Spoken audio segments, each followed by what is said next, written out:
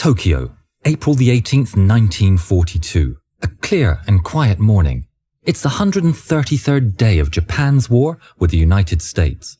Just another day in Japan's capital city, far away from war. Tokyo is staging another air raid drill, but no air raid sirens are sounded. There's no panic, there's no rush. Air raid wardens gaze and look into the placid and empty sky, like they've done so many times before. The drill comes to its predictable and uneventful end. War workers put down their tools and begin their midday break. Millions of other Tokyo residents go shopping, order lunch in the busy restaurants, visit parks and shrines, and watch baseball games. Although their nation is now at war, a world war, Tokyo's citizens have reason enough to feel secure. Radio Tokyo has repeatedly assured the population that they, their nation, and most importantly, Emperor Hirohito, are safe from enemy attack. The fact is that no foreign attacker had seriously threatened Japan's sacred soil since Kublai Khan in 1281. Victory fever is deeply felt by the populace.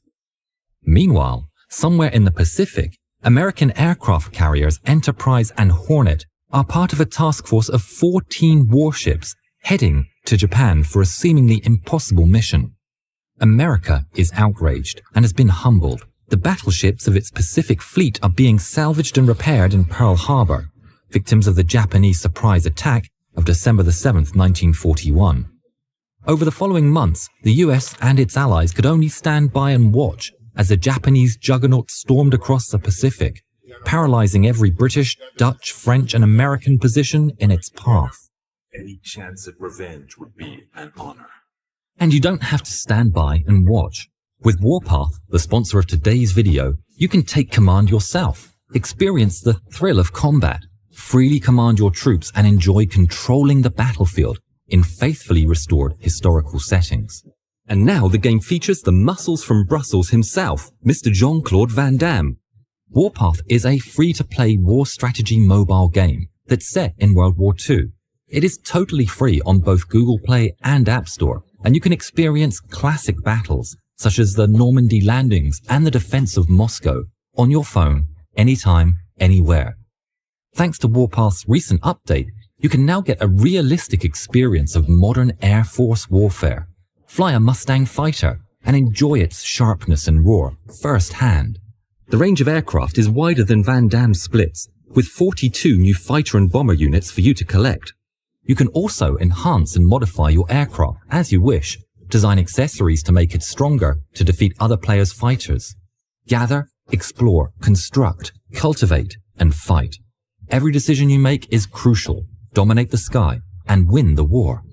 Click on the link in the description to download the game now. And if you don't want Van Damme to hunt you down, use the code AIRFORCE2021. You will instantly get 200 gold, 100,000 in-game dollars, oil, steel, and an Air Force experience book worth $10. But for Yarn Hub viewers, it's absolutely free when you click on the link. The Hornet is the star of the show as it carries 16 medium B-25 bombers led by legendary pilot Lieutenant Colonel James Jimmy H. Doolittle.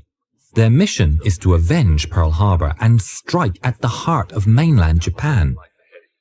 President Roosevelt himself has pressed all service chiefs to come up with a plan to retaliate against Tokyo, and they've delivered an idea so simple and daring that no one has tried it before. Bombers from an aircraft carrier positioned hundreds of miles off the coast of Japan. If it works, the bombers will hit at strategic targets, and if all goes to plan, to go on to land on the Chuchao airstrip, as agreed with the Chinese. Jimmy Doolittle has been tasked with testing the bombers and training the crews, a man with unflinching courage and living up to their motto, toujours au danger, ever into danger. Doolittle wants to be the first to take off from the Hornet, to lead from the front.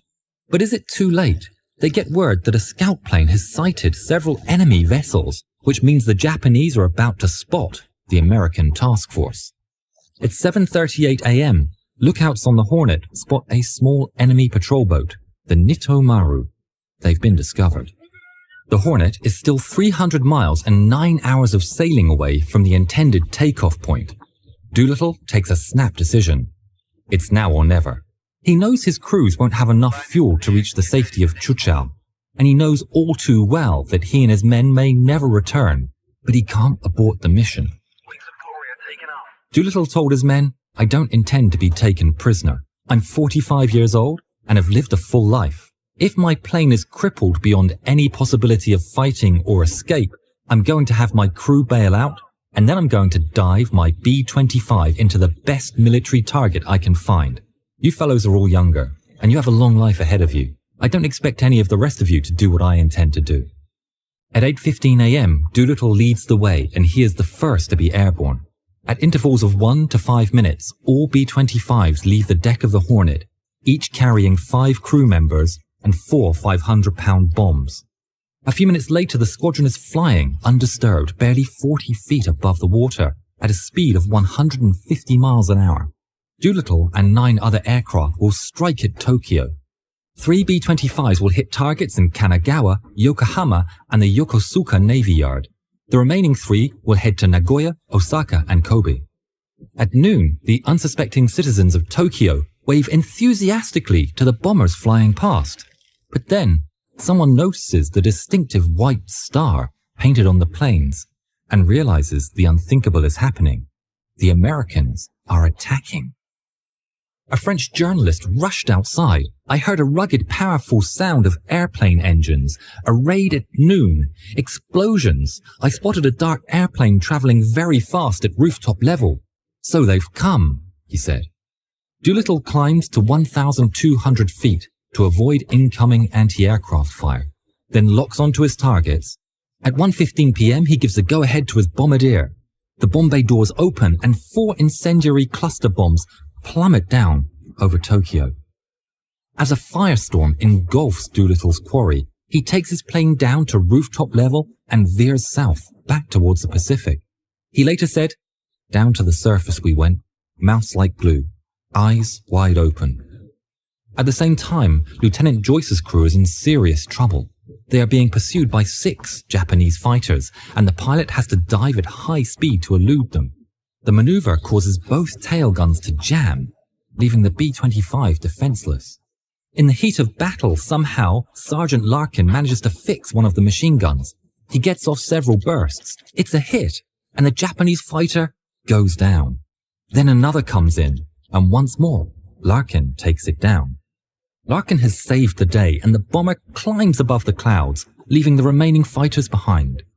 Among other targets, the Doolittle Raiders have hit the Communications Ministry, the Asahi Electrical Manufacturing Factory, the Japan Diesel and Steel Corporations, and the Mitsubishi Heavy Industries Aircraft Factory. The attack on the Yokosuka Naval Base has put an aircraft carrier out of action for what will be 4 months. The mission is not over yet. The Raiders now have to make it to the safety of the Chuchao airstrips, but everybody's fuel is running dangerously low. On top of that, the agreed radio homing signals have not been activated. Unbeknownst to the Raiders, the plane intended to deliver the radio beacons is taken off too late and later crashes in a storm. With few options available, most crews decide to bail out. At 9:30 p.m., Doolittle switches on the autopilot and orders his crew to jump. At about the same time, Joyce, Larkin, and their fellow crew members don their parachutes and bail out of their planes. A few minutes later, Doolittle lands chest deep into a rice paddy. Alone, in the dark, he ventures into a farm to find shelter for the night.